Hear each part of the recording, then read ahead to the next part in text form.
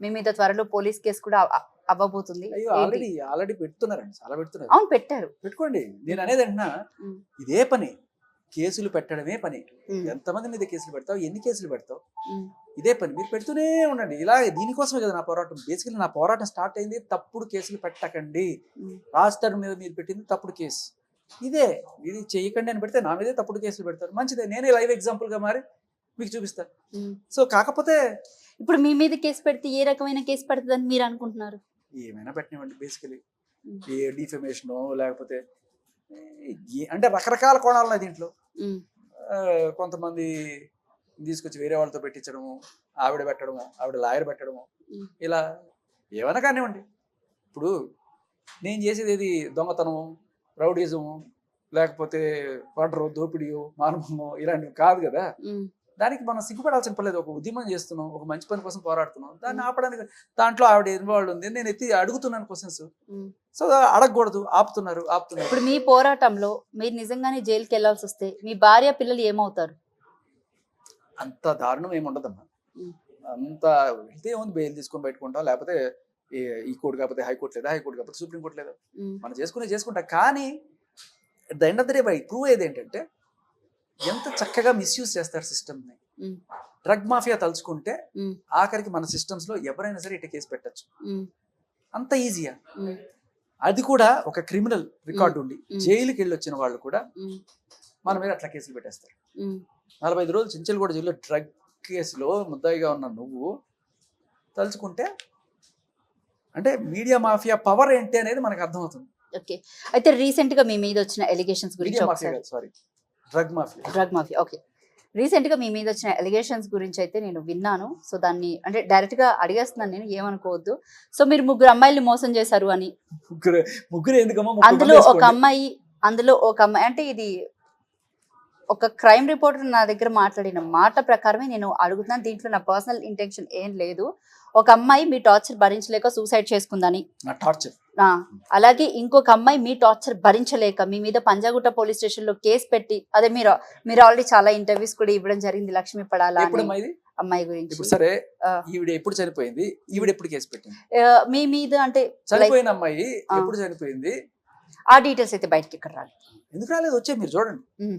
13 ఏళ్ల క్రితం, నా వరకు రాలేదు. 12 ఏళ్ల క్రితం, 13 ఏళ్ల క్రితం చనిపోయిన అమ్మాయి. ఉమ్, ఇప్పుడు ఎలా ఉంటుందంటే, అది నేను చెప్తే మరి వాళ్ళ నాన్నకే పరువు తక్కువ అని చెప్పి నేను ఏ రోజు బయట పెట్టలేదు. ఉమ్, బట్ జరిగింది ఏంటంటే, ఈ అమ్మాయి చనిపోయిన అమ్మాయి వాళ్ళ నాన్న ఎవరైతే ఉన్నారో ఉమ్, ఆయన ఉమ్, ఈ అమ్మాయికి బాల్య వివాహం చేశాడు. ఉమ్, 9వ క్లాస్లో ఉండగా. అది కూడా ఎంత దారుణం అంటే, ఆ అమ్మాయి వాళ్ళ అక్కకి ఉమ్, సంబంధం చూస్తే ఉమ్, ఆ అక్కకి ఆవిడ నచ్చక, ఉమ్, ఏదో ఎట్లా అబ్బాయి నచ్చలేదు, చేసుకోవడం ఇష్టం లేదు అని చెప్పినా కూడా, వాడికి ఆస్తుంది, అయ్యో చేసుకో బాగుంటా అని చెప్పినా కూడా వెనక ఆవిడే సూసైడ్ చేసుకుని చనిపోయింది. ఎంట్రీ దాగి సూసైడ్ చేసుకుని చనిపోయింది. 15 రోజులు హాస్పిటల్లో ఉండి నాన్న నరకేతన. ఉమ్, అయితే వాళ్ళు చేసిన ఘనకార్యం ఏంటంటే, చెల్లిని తీసుకెళ్ళి ఆ అబ్బాయికి పరిచయం అదే పెళ్లి చేశారు. ఉమ్. ఎంత నీచమమ్మా అంటే, అది కూడా చిన్న పిల్లని, ఇంకా చదువుకుంటుంది ఆ పిల్లకు. అంటే ఎవరైతే అమ్మాయి చచ్చిపోయిందో వాళ్ళ బ్రదర్ కూడా ఈ రోజు మీడియా ముందు మాట్లాడడానికి రెడీగా ఉన్నాడు. వాళ్ళ బ్రదర్ లావణ్యకి సపోర్ట్ చేయబోతున్నాడు అనేది కూడా గట్టిగా వినిపిస్తుంది. మంచిదే. ఇప్పుడు అదే అంటున్నాను. ఇప్పుడు ఈ తర్వాత చెప్పండి నన్ను, తర్వాత ఏమైంది, ఈ అమ్మాయి తర్వాత హైదరాబాద్లో వాళ్ళ ఆయన బలవంతంగా చేసి, వాళ్ళ ఆయన ఈవిడ సంసారానికి రాకపోతే కొట్టి, ఈ అమ్మాయికి చెవు పోయింది. వాళ్ళకి తెలుసో లేదో ఆ విషయం, ఒక చెవు వినబడదు పాపం అమ్మాయికి. అంత దారుణంగా కొట్టేవాడు, సంసారం చేయడానికి రాలేదు అని చెప్పి. అయినా కూడా ఆ అమ్మాయి పోరాడేది బలవంతంగా. నరకం అనిపించింది ఆయనకి. ఎప్పుడైనా ఇంటికి పారిపోతే మళ్ళీ తీసుకొచ్చి బలి పశువులాగా కషాయుడికి గొర్రెని అప్పగించినట్టు చేసేవాడు. ఇంత దారుణంగా చేశారు వాళ్ళు. అలాంటి అమ్మాయి కోసం ఇప్పుడు వాళ్ళు వచ్చి, ఆ అమ్మాయి పర్సనల్ ఇష్యూ, అమ్మాయి రాసింది క్లియర్ కట్గా సూసైడ్ నోట్లో రాసింది. ఆవిడ ఎందుకు చనిపోతుందో, ఆవిడ బాధ ఏంటో క్లియర్గా రాసింది. అది పోలీస్కి చూసుకున్నారు, అంతా అయింది. ఒకవేళ నేనే కారణం అయితే ఆ 12 ఏళ్ల క్రితమే నన్ను లోపలేసి ఉండాలి కదా. ఇవాళ వచ్చి వాడప్పుడు ఆ అబ్బాయి ఇంత ఉంటాడు. ఇప్పుడు ఈ అమ్మాయి ఎవరైతే ఉందో, ఇంకో అమ్మాయి పంచగుట్ల కేసు పెట్టింది సరే, ఈ అమ్మాయి గురించి చెప్పుకోవాలి మనం. ఆ అమ్మాయి పేరు పడాల లక్ష్మీనారాయణ. ఈవిడికి ఒరిస్సా వాస్తవుడు నరేష్ తనేవాడితో పెళ్ళైన 3 నెలలకే వచ్చేసి ఆడి మీద 498A కేసు వాడితో పాటు 16 మంది వాళ్ళ ఇంట్లో వాళ్ళందరి మీద పెట్టింది. అక్కడితో ఆగకుండా వాడు నాకు అభాషణ చేయించాడు బలవంతంగా అని చెప్పి పెట్టి ఇంకా నానా రకాల టార్చర్కి గురి చేసి సంవత్సరం తిరగకుండా కాకినాడలో ఇంకొకరిని పెళ్లి చేసుకుని ఆడు నన్ను మోసం చేశాడు, వాడి మీద కూడా 498 పెట్టండి అని చెప్పి పోలీసుల దగ్గరికి వెళ్తే వాళ్ళు ఎంక్వైరీ చేస్తే ఆల్రెడీ అక్కడ ఉన్నాడు కదమ్మా అంటే వాడు నపుంసకుడండి అని చెప్పండి. మరి వాడు నీకు అభాషణ చేయించాడన్నావు అంటే నోటికి వచ్చిన కేసులు పెట్టేస్తామన్నమాట. అంతేకాకుండా ఒక 3 మీద రేప్ కేసు పెట్టింది. డబ్బులు ఏదో అడిగారని చెప్పి 5 లక్షలు ఎంతో తీసుకుని అడిగితే డబ్బు వాళ్ళ మీద కేసు.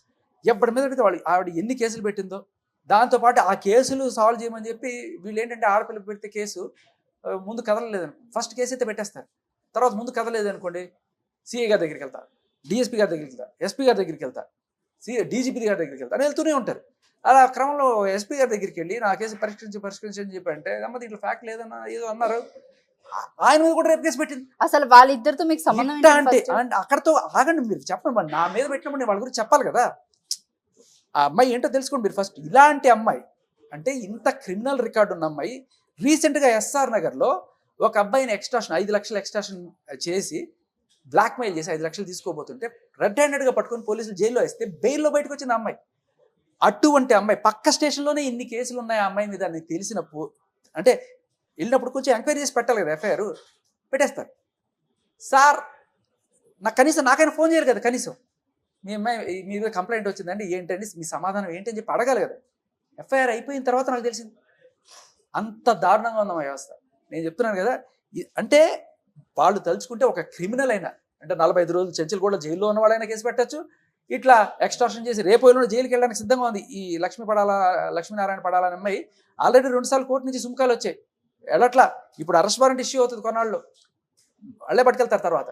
సో ఇలాంటి ఇన్ని నీచమైన కేసులు పెట్టుకున్న అమ్మాయి వాళ్ళు ఏం చేసింది, ఎలాగైనా వీడిని ఇరికించాలి అని చెప్పి అక్కడ ఎత్తుకొని అక్కడికి వెళ్ళి ఇదిగో మీ అక్కని వాడే ఇది చేసేసాడు అది చేసేసాడు అని చెప్పి ఈవిడ పెద్ద శుద్ధపోసలాగా నాకు అన్యాయం జరిగిపోయింది, ఒక ఆడుకూతురికి అన్యాయం అయిపోయింది, నీకు చెల్లెలు అనుకో, ఇలాంటి పెద్ద పెద్ద ఎమోషనల్ డ్రామాలు ఆడేసి వాడేదో పెద్ద నేనే నాయకుడు నేను నడిపిస్తానట్టుగా ఈ లావణ్య వీళ్ళ సంగతి అర్థం తెలుసో లేదో కూడా తెలియదు నాకు కనీసం. ఇంత దారుణంగా అరే ఇంత డ్రగ్ మాఫియాలో ఉంది, ఇన్ని అక్రమ సంబంధాలన్నీ కూడా రిపోర్ట్లో కనబడుతున్నాయి మనకి, ఇవేమో ఇలా ఉంది, ఇవన్నీ వాడికి తెలుసో తెలీదో. ఆడకూతురు అన్యాయం జరిగిందని అడిగితే అవునా అని చెప్పి పాపం పిచ్చోడు వచ్చేసి ఏది పడితే అది వాగుతున్నాడు మీడియా ముందు. అది జరిగింది. అసలు వీళ్ళిద్దరు మీకు ఎలా పరిచయం? ఎవరిద్దరు? ఇప్పుడు అమ్మాయి చనిపోయిన అమ్మాయి కానీ లేకపోతే ఈ అమ్మాయి లక్ష్మీనారాయణ పడాలా కానీ ఎలా దీని మించి పెద్ద ఎపిసోడ్ చేశాను, 1 గంట సేపు. మీరు వెళ్ళి చూసుకోండి. ఆ అమ్మాయి మీద నేనే కేసు పెట్టాను, కానీ నేను పెట్టిన కేసు ఇన్ని ఆధారాలు మొత్తం పెన్ డ్రైవ్ తో అన్ని సాక్ష్యాలు అన్ని కూడా ఆవిడ ఎవరో మనకు తెలియదు. నాకు తెలిసి వాళ్ళు ఎవరు అనుకుంటున్నారు చెప్పనా, లక్ష్మీ సుజాత అని ఒక ఆవిడ న్యూస్ రీడర్ చనిపోయింది, మీకు తెలిసి ఉంటుంది. చాలా వాడు ఎవడో మర్డర్ చేసి చంపేశాడు. వాడికి ఏంటంటే నాతో ఆవిడ షో చేస్తుంటే నాకు ఆవిడకి ఏదో లవ్ ఉందనుకుని వాడు చంపేశాడు.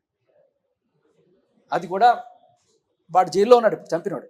ఇంకా ఇలా ఏది జరిగినా కూడా వాడెవడో పడ్డాడంటే వాడు శేఖర్ భాషను చూడడం వల్ల పడ్డాడు. బేసికల్లీ అది క్లియర్ కట్గా ఈఎంఐ అయినా సరే ఈఎంఐని వాడు కూడా చంపాడు. ఈఎంఐ ఆవిడే సూసైడ్ చేసుకుంది. ఆ నోట్ కూడా రాసి పెట్టేది పోలీస్ దగ్గర కూడా ఉంది, వాళ్ళ దగ్గర కూడా ఉంది. ఇన్ఫాక్ట్ వాళ్ళు చూసుకునే కాదు నేను చెప్తున్నా, 12 ఏళ్ల క్రితం లేదు, సడన్ గా ఎందుకు వచ్చింది? వాళ్ళు ఆ రోజు వచ్చారు, వాళ్ళ అమ్మ నాన్న వచ్చారు, చూసుకున్నారు, అది కూడా చూసుకున్నారు. అండ్ ఆయన చేసింది ఏ రోజు ఆయన గుర్తురాదా? 2 కూతురు చచ్చిపోయారు కదా ఆయన చేసిన పని వల్ల. ఎంత కసాయిగా అదే పని తీసుకెళ్ళి అక్కడికి వెళ్తే నేను ఆ అమ్మాయి కోసం ఫైట్ చేసి ఆ అమ్మాయిని హ్యూమన్ రైట్స్ కమిషన్కి తీసుకెళ్ళి నేను విడాకులు ఇప్పించాను. విడాకులు ఇప్పించిన తర్వాత సంవత్సరం తర్వాత ఆమె కనీసం సంవత్సరమైనా హాయిగా బతికింది. అన్నాళ్ళు కుక్క బతికింది. ఆ అబ్బాయి దగ్గర కొడతాడు, తిడతాడు, చెవుడు వచ్చేసే రేంజ్లో కొడితే ఏ రోజు కేసు పెట్టలే కనీసం అమ్మాయి. 1 సంవత్సరమైనా నీ కూతురు కలకాలం కాకుల్లాగా బతికిస్తే ఏమొస్తుంది, ఒక 6 నెలలైనా హంసలాగా బతికింది, సుఖంగా బతికిందని తెలుసుకోవే. అది నేను చెప్పా, అమ్మాయి ప్రాబ్లం ఏదో ఉంది,